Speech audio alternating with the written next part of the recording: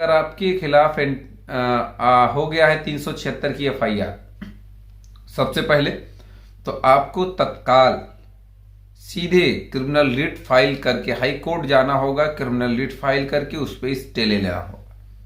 दूसरा बेस्ट रास्ता, best option, आप सीधे एंटीसेप्टिक बेल फाइल करें। वहां से एंटीसेप्टिक बेल सेशन में रिजेक्ट होती है, अमूमन रिजेक्ट हो ही जाती है, तो आप सीधे हाई कोर्ट जाए, हाई कोर्ट से स्टे ले लें, सॉरी एंटीसेप्टिक बेल ले लें।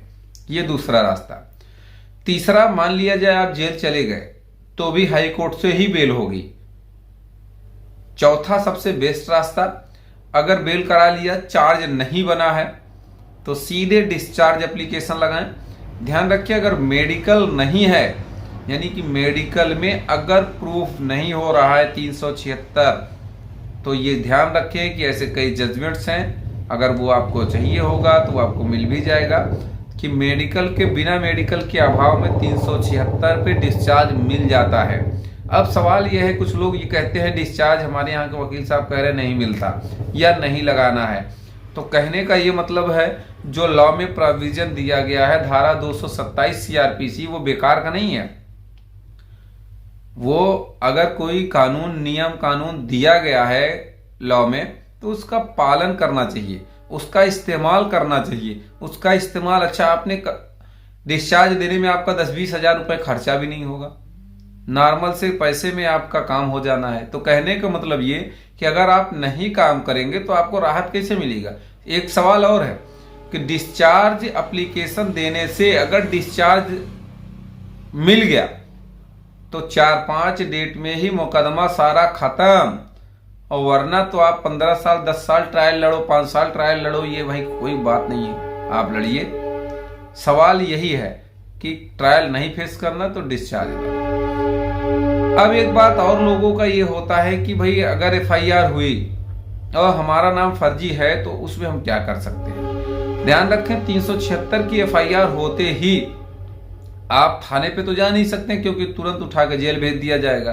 अब जब आप थाने पे जा नहीं सकते तो इसका यह मतलब हुआ कि आप अपनी बात पुलिस तक कैसे पहुंचाएंगे। तो आप एक एप्लीकेशन रेडी कराएं, उस एप्लीकेशन में अपनी सारी बात बताएं। अगर आपके पास सबूत है, एविडेंस है कि आपने अपराध नहीं किया, आपने इस घटना तारीख जो बताई गई, समय बताया गया, आप कहीं और थे, उसका भी एविडेंस है, तो वो सारा लगाते हुए आप कमिश्नर को, एसएसपी को, डीएम को, जहां देना है आप वरिष्ठ अधिकारियों को दीजिए। सवाल एक और होता है कि कुछ लीगल पॉइंट्स एक अधिवक्ता ही लिख सकता है, आप अपने से नहीं लिख सकते। तो आप किसी भी वकील से अगर विशेष जानकारी लेना है तो हो सकता है इसमें एफआईआर भी लग जाए। कहने का मतलब ये एप्लीकेशन देने से हो सकता है थाने से ही मामला खत्म हो जाए, तो इसमें एफआईआर भी लग जाता है।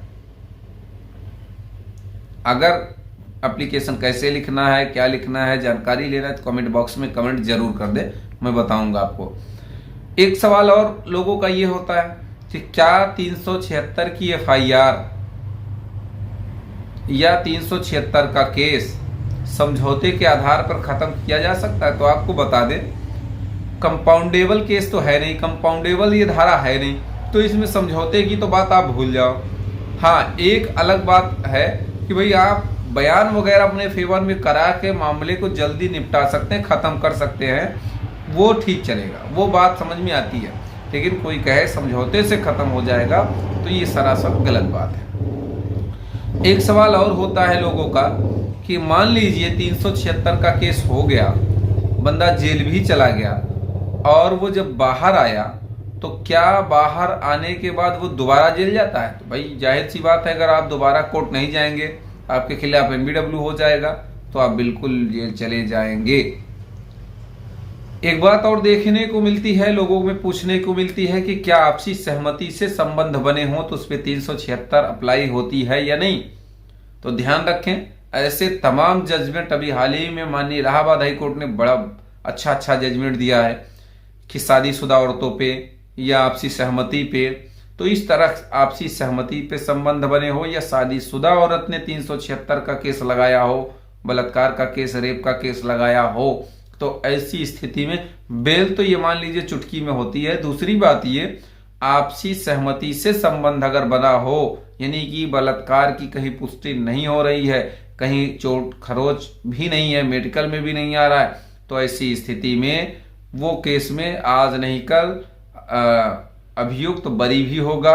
दूसरी बात ये कि सही बात तो ये है कि आपसी सहमति से अगर संबंध बने हैं तो रेप की धारा यानी 376 अप्लाई नहीं होती है। ऐसा मैं नहीं कह रहा हूं, माननीय सर्वोच्च न्यायालय का जजमेंट कह रहा है।